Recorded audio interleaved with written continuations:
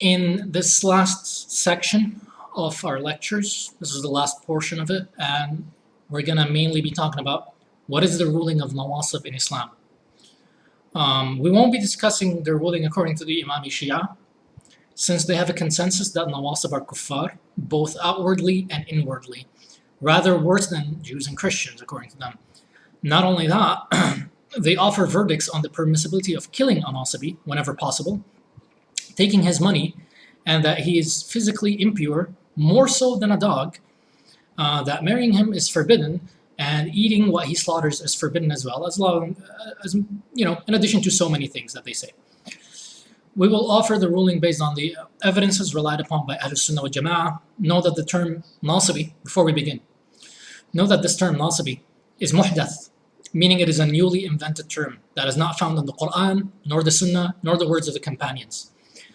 So this means we need to study early texts and to try and find a ruling for those labeled as Nawasib, because God didn't give us a ruling, nor did the Prophet, nor did anybody. Nobody said, what is the ruling of a Nasibi? So we begin with part one. And from now we understand that there's two types of Nawasib. We get the impression right now that there's two types of Nawasib. The first are called al-Nawasib al-Mukaffira. Al-Nawasib al-Mukaffira, meaning takfiri Nawasib, meaning like the Khawarij. And the second are al-Nawasib ghayr al-Mukaffira, which are the non-takfiri Nawasib, which don't consider Ali ibn Abi Talib to be a kafir, such as Banu Umayyah or Banu al-Abbas and whoever. So we'll begin with part one, which is the Nawasib al-Mukaffira, the takfiri Nawasib. And the ruling is for the ruling of the Khawarij. And that is one of the most controversial topics in Islamic history, actually. There are two opinions here. The first opinion, they are considered Muslims, and this is the majority opinion in our days. They will be treated as deviants, but they'll retain them within the folds of Islam. They have several evidences for this. We list some of the evidences.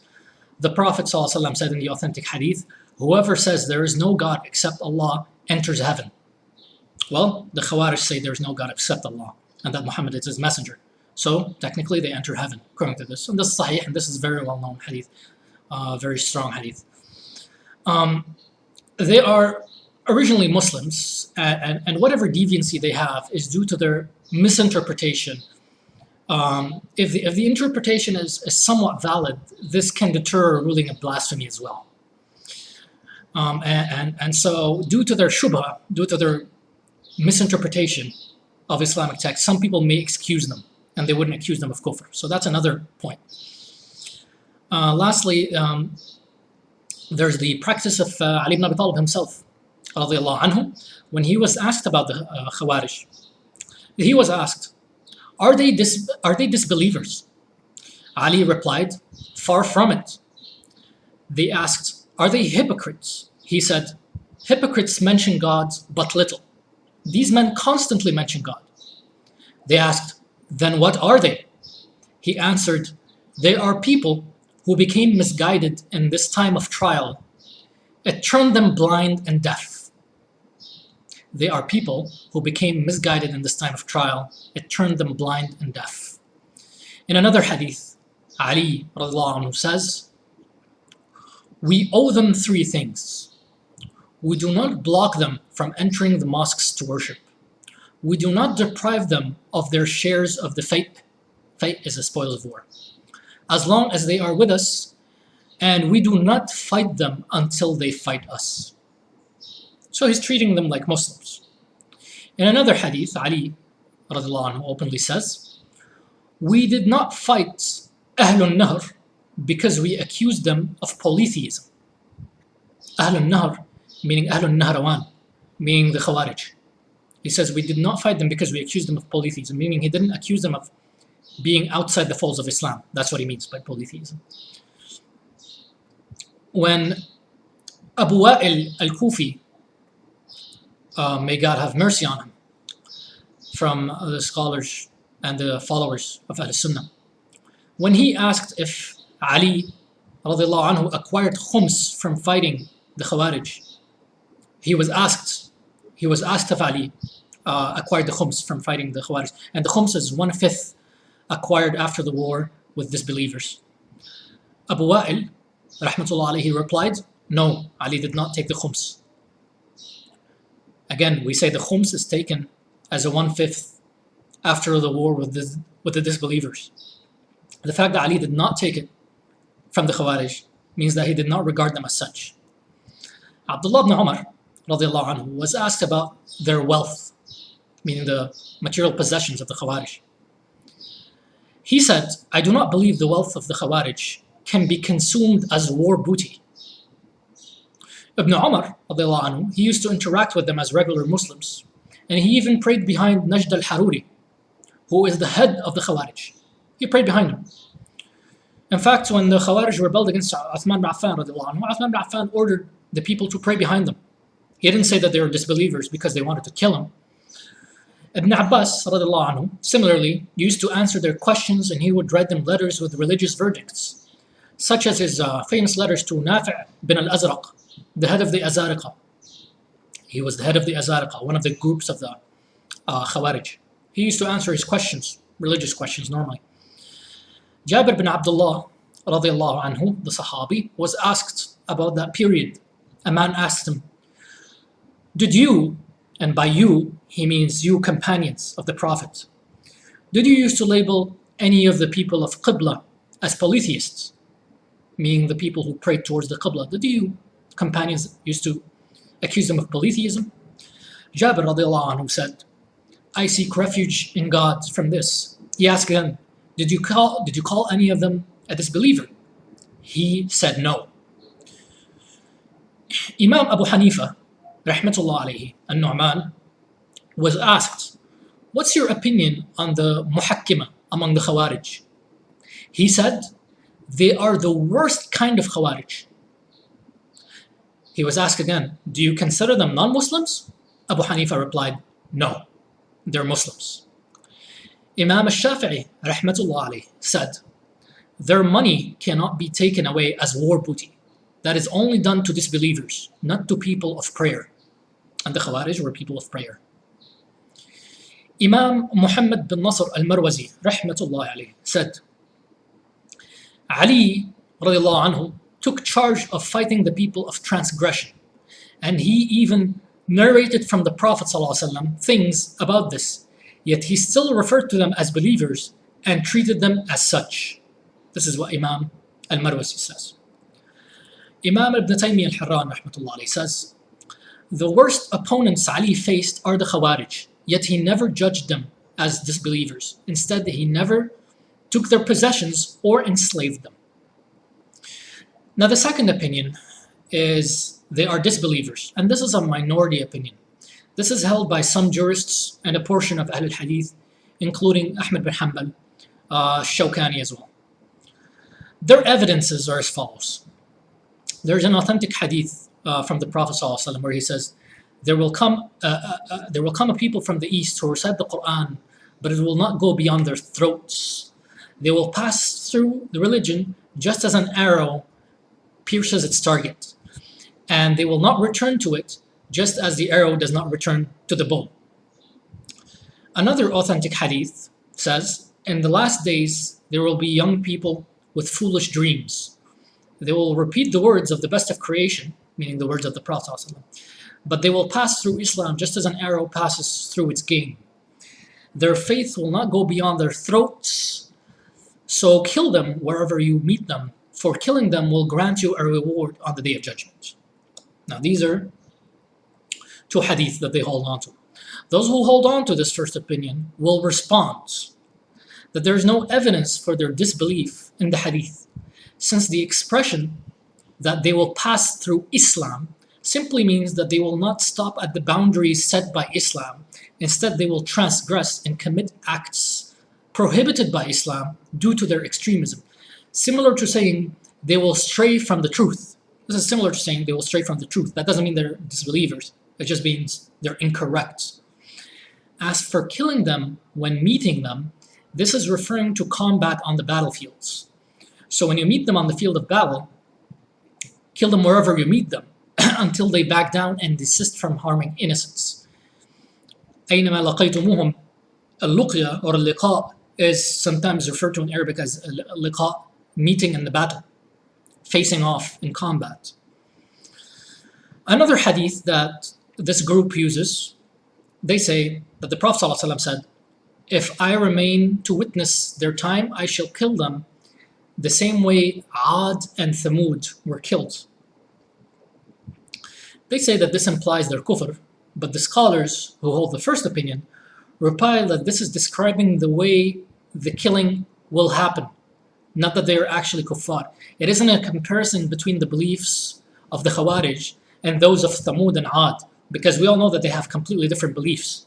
Rather, what's intended is if he, sallallahu alaihi wasallam, were to witness their transgression, he would annihilate them the same way Ad and Thamud were annihilated. Another often quoted evidence is the hadith that describes them as the worst of creation, and this was said by the Prophet ﷺ.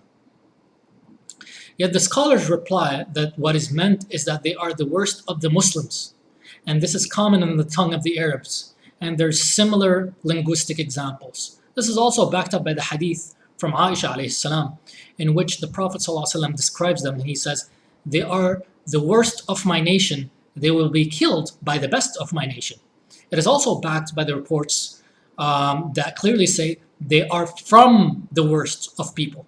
So meaning they're not absolutely the worst. They are from the worst, and he's talking about his nation, sallallahu alaihi wasallam. So they are from the worst of the Muslims. And that's why they deserve to be killed when they rebel. The last evidence that this group holds on to is the takfir of Ali, that they consider Ali ibn Abi Talib a kafir. And Ali is among those whom the Prophet ﷺ promised heaven in authentic reports. So they accuse them of kufr because of it. We will discuss this point later. So all similar evidences would be addressed in this manner by the scholars, especially matters of kufr dun al-kufr. There's something called kufr dun al-kufr, or actions committed that are kufr but don't actually make the person a kafir, absolute sense. But that's not something we're going to get into. We're just giving a brief overview. What evidences are used by both sides? What is a majority? What is a minority? What is the most convincing of evidence as well? And we all can see what the position of Ali ibn Abi Talib is, and he's the one who's, he's the one who knows what is going on here, because he's the one who's in charge of fighting them. Part 2 is discussing al-Nawasib غير المكفرة, or the non-takfiri Nasibis, such as those politicians we spoke about previously. These guys, they are not guilty of making takfir on Muslims or spilling their blood, like the first group. Their only issue is their negative view of Ali ibn Abi Talib. Ahl al-Sunnah wal Jama'ah do not make takfir of them, generally speaking. They're viewed as deviants, as innovators, or simply as sinners who must be avoided or boycotted.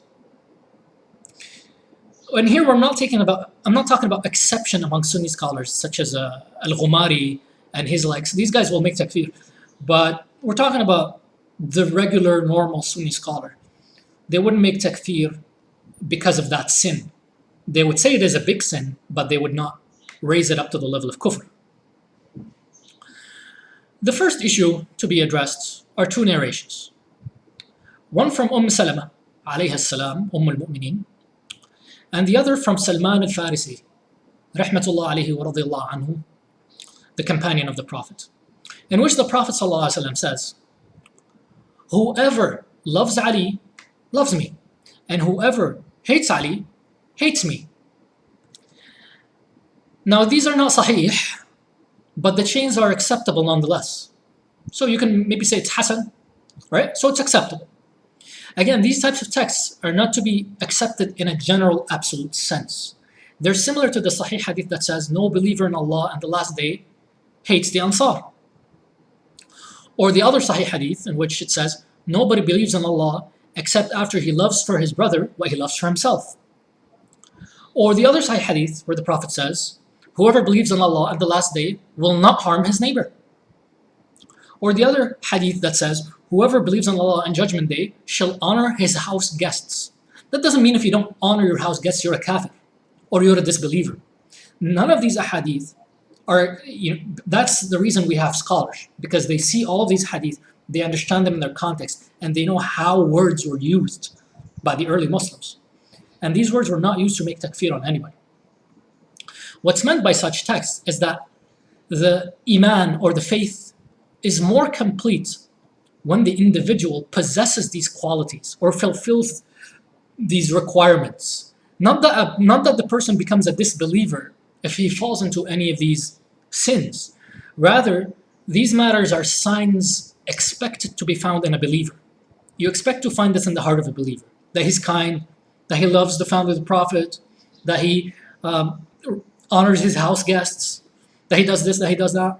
These are signs that, that are to be expected. They're from the traits and attributes of the believers. And that's all it means. Not that if you don't find one of them or some of them in somebody, he becomes a kafir or a disbeliever. So, in the above reports, it is simply saying that loving the relatives of the Prophet ﷺ is a sign of loving him, since he loved his own relatives and wished for us to love them as well. It was also known that the original hypocrites of Medina hated the Prophet ﷺ and hated therefore his relatives.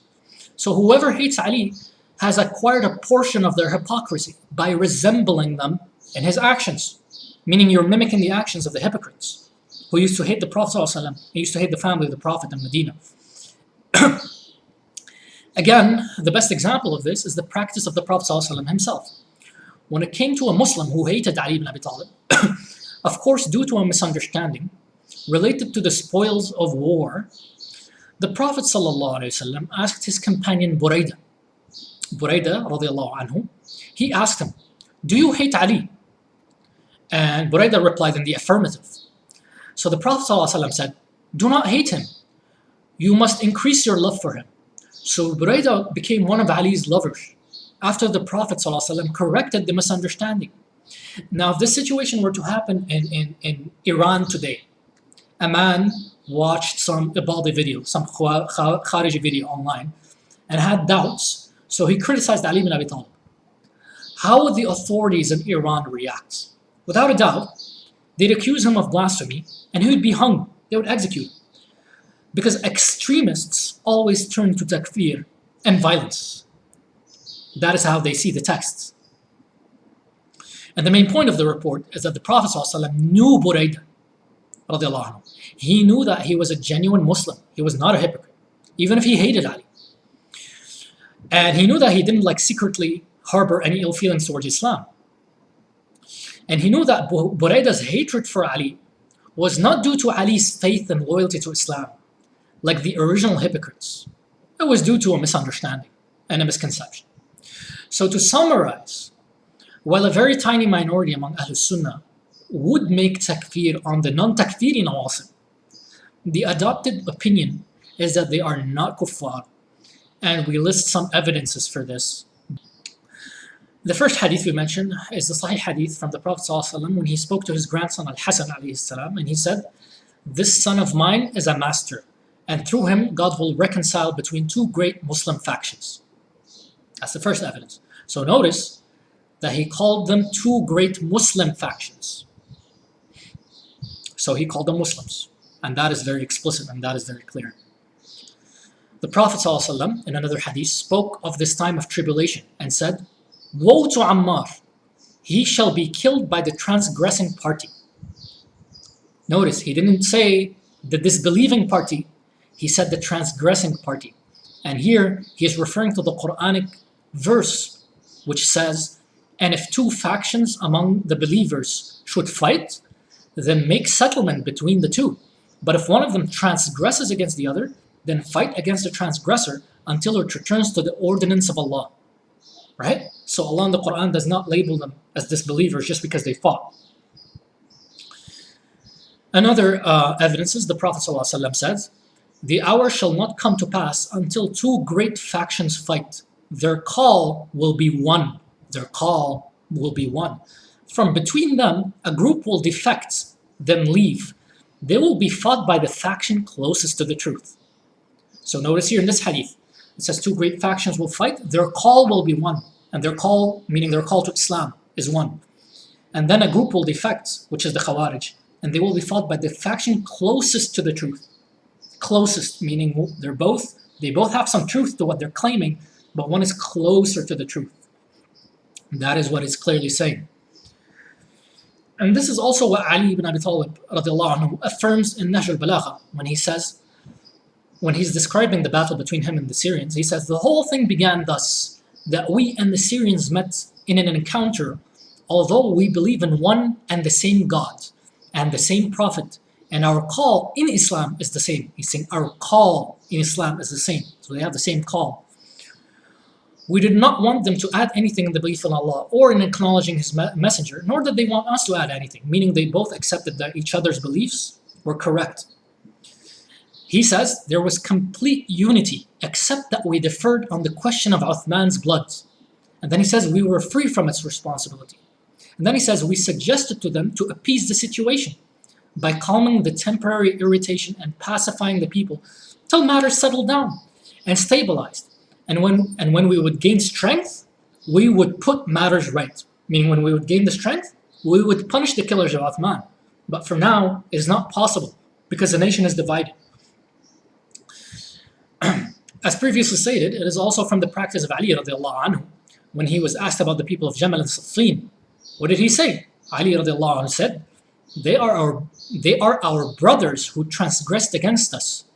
So God gave us victory over them. Our brothers who transgressed against us. He wouldn't be calling them our brothers if they were disbelievers. And similarly, Ali's grandson, Zayd, said in his Musnad, similarly, when he narrated from his fathers, from Ali ibn Abi Talib, that a man asked Ali.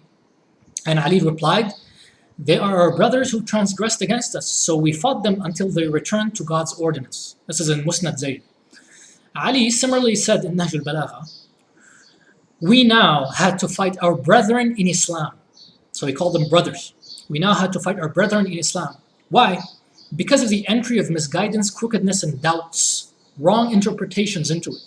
So people had doubts, had wrong interpretations, so they had misunderstandings. And that's why the fighting happened. Then Ali says, however, if we find any way by which Allah may collect us together, bring us together in our disorder, and by which we may come near each other in whatever common remains between us, we would accept it and we would give up everything else. Meaning he wanted to strive for peace. He wouldn't obviously strive for peace with disbelievers. Similarly, in the Qurb al-Isnad, we read from Imam Muhammad al-Baqir, rahmatullah alayhi, from the descendants of Ali, that he said, Ali never attributed polytheism or hypocrisy to any of the people of transgression. He used to say, our brothers who transgressed against us. In the same book, Al-Baqir also says, as narrated by Sadiq, Ali said, we never fought them because we thought them to be disbelievers, nor did they think we are disbelievers.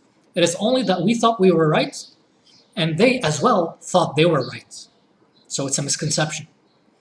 And it is narrated from Ali's grandson, Al-Baqir, that whenever Ali received a prisoner on the day of Siffin, he would strip him of his war gear and take an oath from him never to fight again, then set him free.